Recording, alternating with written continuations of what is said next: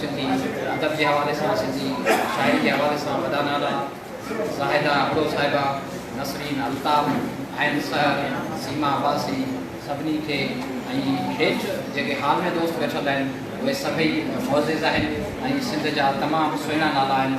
सभिनी खे अस्सलाम वालेकुम।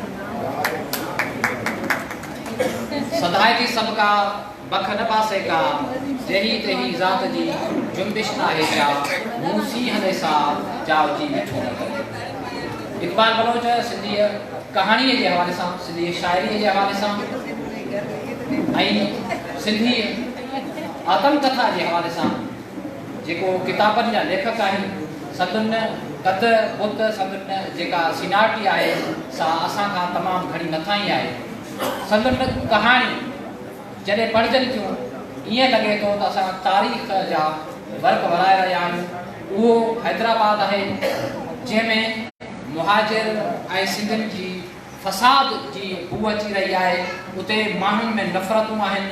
जॾहिं अहिड़ो माहौल आहे उन जी माहौल खे जेको कलमबंद करे थो इक़बाल बलोच, ईअं महसूसु थियो थिए त असां उन जी जॻह ते उन जी तकलीफ़ में मौजूदु आहियूं। पंहिंजी धरतीअ ते ॼण असां निधणका आहियूं, ॼण लावारिस आहियूं। अहिड़ा जेके मंज़र भाउ इक़बाल बलोच उन जे लाइ ख़िराज रहे।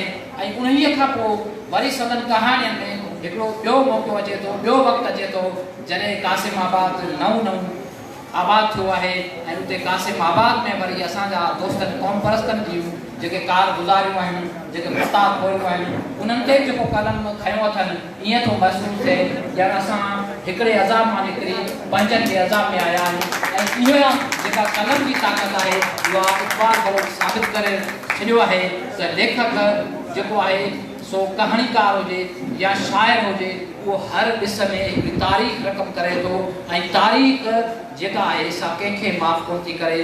पोइ उहो असांजे धरतीअ ते आयल धारियूं हुजे या असांजे सिफ़ में वेठल असांजा वखण हुजनि। इक़बाल बलोच सां असांजी वेझड़ाइप पंहिंजे इलाइक़े जे करे बि आहे ऐं इक़बाल बलोच सां वेझड़ाइप शाइरीअ जे करे, कहाणी जे करे बि आहे। पर इक़बाल बलोच सां जेका वेझड़ाइप आहे संदसि फ़क़ीरी मंश, सादी सूदी तबियत ऐं मिलनसारी जे करे आहे। ऐं आउं उमेदु थो करियां त इक़बाल बलोच ईअं ई मुहबतूं वंडींदा रहंदा ऐं अहिड़ा ई मेला मचंदा रहंदा। मां इक़बाल बलोच ऐं उन खां पोइ अहसान आकाश खे जस हुजे जंहिं हिकिड़े इदारे जे तरफ़ां, ऐं मूं घटि ॾिठो आहे त के इदारा हुजनि जेके कंहिंजे किताब जी महारत में पाण कराइनि। इहो भाउ अहसान आकाश आहे जंहिं वॾो कमु कयो आहे।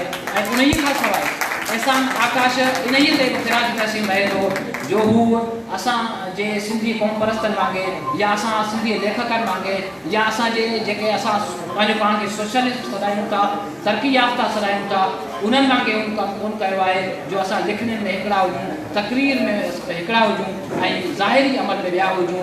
असां ज़ाहिरी तौरु लिखण में ईअं हुजूं जो औरत ज़ात जी आज़ादी या उन्हनि जे हक़नि जा पासदारी हुजूं, पर अमल में न हुजूं। अहसान आकाश पंहिंजे समूरे कुटुंब समेत हिते अची इहो साबित कयो आहे त अहसान आकाश जहिड़ो ॿाहिरि आहे, जहिड़ो लिखण में आहे, ओड़ो ई ज़ाहिर आहे। अस्सलाम वालेकुम।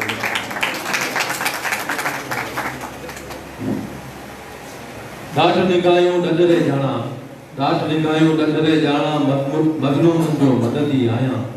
डाठ निगायूं डंडरे जाना, मज़लूमन जो मददी आया। इश्क़ अब्दुल हकीकी खाती कुएं सची जो मुक्ति आया। इहो मतिलबु खाकी जानी ऐं गुज़ारिश कंदसि कराची खां कई आयल क़ाबिल एतिराम डॉक्टर समीना वाहिद साहिबा खे पाण चने